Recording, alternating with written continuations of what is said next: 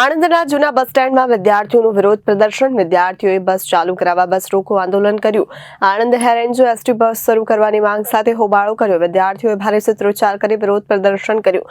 વારંવાર રજૂઆત બાદ પણ બસ ચાલુ કરવામાં ન આવતા કર્યું હતું આંદોલન.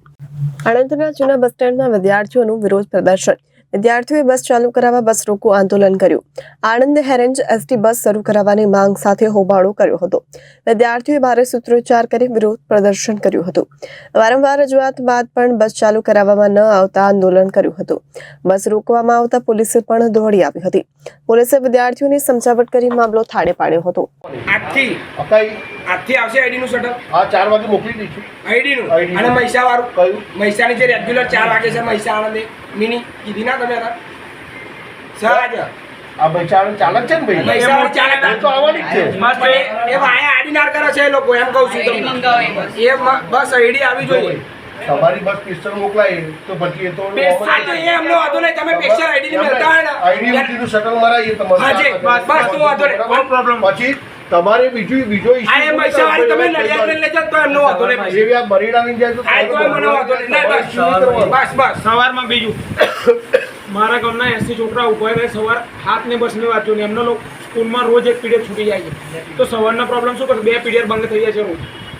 સવારમાં આપણે પેલી બસ તમને કહીને તુલજાપુરા અરે આવી આવશે એમ તુલજાપુરા આરી કીધી મિની આવશે એ તમારા રસ્તે આવશે ભાઈ અત્યારે સાહેબ એક જ મિની નહીં આવતી તમે કહો છો મિની આવે અત્યારે એક જ મિની નહીં આવતી. મારો વાત હવે બે દિવસ પ્રોબ્લેમ છે હા. એનું કારણ પણ કે અંબાજી મેરો છે કંડક્ટર ડ્રાઈવર અમને કીધું ડ્રાઈવર કંડક્ટર નહીં અમારે હા વાહન તો છે અમારે પણ મિની બસો નહીં અને બીજું છે અંબાજી ઘેરમાં બસો નહીં અમારે પ્રોબ્લેમ છે બધા આ તો પણ અમે અમારે સ્ટાફ નહીં અને સ્ટાફ હવે 2 મહિના પછી સ્ટાફ આવશે પછી આ પ્રોબ્લેમ એ નહીં થશે અમારે તો સ્ટાફ નહીં હતા મને ખબર છે ભરતી પાડીએ તો હા એટલે તમે તમારો પ્રોબ્લેમ આ રીતે નહીં આવો તમે આવો વ્યવસ્થિત વાત કરો તમારે દરેક વિદ્યાર્થીનો પ્રોબ્લેમ વ્યવસ્થિત સાહેબ વાત કરી ને એટલે આજે આવી રીતે મારા સાહેબ પ્રોબ્લેમ સોલ્વ કરી 54 બસો ચાલુ નવી ટ્રીપો 54 આપી દરેક ગામમાં 54 ટ્રીપો ચાલુ કરી આ વર્ષે એ પ્રોબ્લેમ સોલ્વ કરે જ છે. તમે આવો જાતે આવો તમારે ફોન પર વાત કરવાની બધું 5 જણ આવીને આ રીતે સોડા પરમાર શક્તિસિંહ મારું નામ છે. ડેપો મેનેજરને અમે રજૂઆત કરીએ છીએ ફોન પર કરી પણ સરખો જવાબ આપતા નથી. એ એવું કહે છે કે અમે શટલ મોકલ્યું છે. 7 વાગ્યાનો ટાઈમ છે 8 વાગે બસ આવે તેનો મતલબ શું? નોકરી કરતા એમને અંદર જવા ના દે બરાબર ઓફિસમાં બોલાવે પછી લેક્ચર છૂટી જાય એનું શું કરવાનું? આજે 1 2 3 આજે મેન પેપર હતો છૂટી ગયા શું કરવાનું અમારે? અને બીજો પ્રોબ્લેમ ડેપો મેનેજર એવું કહે છે કે મોટી બસો જતી નથી એરંજવાળા પુલ ઉપર પુલ ડેમેજ છે એમ. તો અમૂલના આણંદના 400 લીટરના ટેન્કરો નીકળે છે રાતે સવારે નીકળે છે પછી 400 મણ ભરીને લાકડા નીકળે ટ્રેક્ટર નીકળે ત્યાંના પુલ ડેમેજ નથી થતો એ એવું કહે છે કલેક્ટરનો ઓર્ડર છે બરાબર. કલેક્ટર કદી એરંજના પુલ પર જોવા આવ્યા શું થાય છે એમ શું થયું શું નહીં કલેક્ટર કદી જોવા આવ્યા? એ તો છોડો અહીંયા આગળ એરંજના પુલ આગળ ગુજરાત પોલીસ નહીં ઊભી રાખતા અત્યારે કશું ઊભી રાખતા નહીં. એવા એવું કે સરકારની જવાબદારી બરાબર તો સરકારની જવાબદારી પ્રાઇવેટ સાધન તો એ બધા એ લોકોએ વોટ નહીં આપ્યો હોય સરકારને તો એ આગળ પોલીસવાળા ઊભા ના રહે. ખાલી એસટી નહીં બધા પ્રાઇવેટ સાધને ના નીકળવા જોઈએ મોટા ખાલી બાઇક રિક્ષા અને ગાડી નહીં ખાલી બાઇક અને રિક્ષા જ નીકળવી જોઈએ.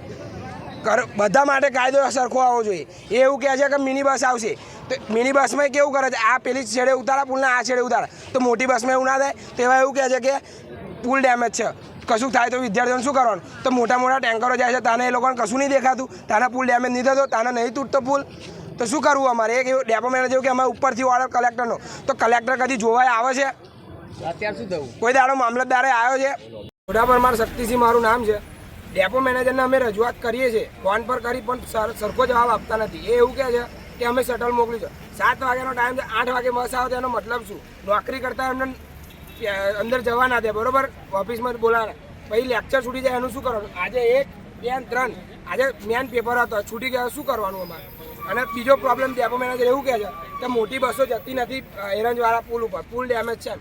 તો અમૂલના આણંદના 400 લીટરના ટેન્કરો નીકળે છે રાતે સવારે નીકળે છે પછી 400 મણ ભરીને લાકડા નીકળે ટ્રેક્ટર નીકળે ત્યાંના પુલ ડેમેજ નથી થતો એ એવું કહે છે કલેક્ટરનો ઓર્ડર છે બરાબર. કલેક્ટર કદી એરંજના પુલ પર જોવા આવ્યા શું થાય છે એમ શું થયું શું નહીં કલેક્ટર કદી જોવા આવ્યા? એ તો છોડો અહીંયા આગળ એરંજના પુલ આગળ ગુજરાત પોલીસ નહીં ઊભી રાખતા અત્યારે કશું ઊભી રાખતા નહીં. એવા એવું કે સરકારની જવાબદારી બરાબર તો સરકારની જવાબદારી પ્રાઇવેટ સાધન તો એ બધા એ લોકોએ વોટ નહીં આપ્યો હોય સરકારને તો એ આગળ પોલીસવાળા ઊભા ના રહે. ખાલી એસટી નહીં, બધા પ્રાઇવેટ સાધને ના નીકળવા જોઈએ મોટા, ખાલી બાઇક રિક્ષા અને ગાડી નહીં, ખાલી બાઇક અને રિક્ષા જ નીકળવી જોઈએ. બધા માટે કાયદો સરખો આવવો જોઈએ. એ એવું કહે છે કે મિની બસ આવશે. મિની બસમાં કેવું કરે છે, આ પેલી છેડે ઉતારે પુલના આ છેડે ઉતારે, તો મોટી બસમાં એવું ના થાય. તેવા એવું કહે છે કે પુલ ડેમેજ છે, કશું થાય તો વિદ્યાર્થીઓને શું કરવાનું? તો મોટા મોટા ટેન્કરો જાય છે, તાને એ લોકોને કશું નહીં દેખાતું, તાના પુલ ડેમેજ નહીં થતો, તાને નહીં તૂટતો પુલ, તો શું કરવું અમારે? એક એવું ડેપો મેનેજર કે અમારે ઉપરથી ઓર્ડર કલેક્ટરનો, તો કલેક્ટર કદી જોવાય આવે છે? અત્યારે શું થયું? કોઈ દાડો મામલતદારે આવ્યો છે? અત્યારે શું થયું? એટલે શું અત્યારે શું કાર્યક્રમ તમે કર્યો? અત્યારે એવું કીધું કે અમારા કલેક્ટરનો ઓર્ડર છે કે ના, અમારથી કશું ના, કે કલેક્ટર જેમ ઓર્ડર આપે ને એમ જ અમારે કરવું છે. તો કે મિની બસ આવશે તમારા રૂટ પર અને બીજી બસો આમ ફરીને વાયા આડીનારના વાયા મોગરોલી કરીને મોકલશે. ચલો. જી, આપનું નામ? મારું નામ સિદ્ધરાજ પરેશ કુમાર સોલંકી છે. અમારા અરડી ગામનો આ પ્રશ્ન છે. આજે વારંવાર આ લોકોને રજૂઆત કર્યા છતાં પણ આ લોકો મેનેજ ના કરી શકે. એ કારણથી અમારે 3 છોકરાઓના પરીક્ષાનું પેપર હતું, એ છૂટી ગયું છે. તો હવે આની જિમ્મેદારી કોણ લેશે? આ બાબતે આપણે રજૂઆત કરેલી?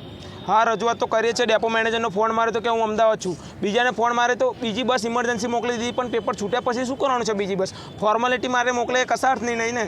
કેટલા સમયથી આ પ્રશ્ન છે? છેલ્લા ઘણા દિવસથી, છેલ્લા 1 મહિનાથી આ જ પ્રોબ્લેમ છે. અને આ પ્રશ્નનું તમારું નિરાકરણ નહીં આવે તો આગળની કાર્યવાહી શું રહેશે? આગળ નિરાકરણ નહીં કરે તો આનાથી વધારે પણ ઉગ્ર આંદોલન કરીશું. અત્યારે રજૂઆત કર્યામાં શું જવાબ મળ્યો? અત્યારે રજૂઆત કર્યાની અંદર એમને ખાતરી આપી છે, એમને બાહેધરી આપી છે કે હું મારાથી બનતી બધીને હું સારી રીતે હું મેનેજ કરી લઈશ, તમારો પ્રોબ્લેમ સોલ્વ થઈ જશે એવું. મારું નામ સિદ્ધરાજ પરેશ કુમાર સોલંકી છે. અમારા અરડી ગામનો આ પ્રશ્ન છે.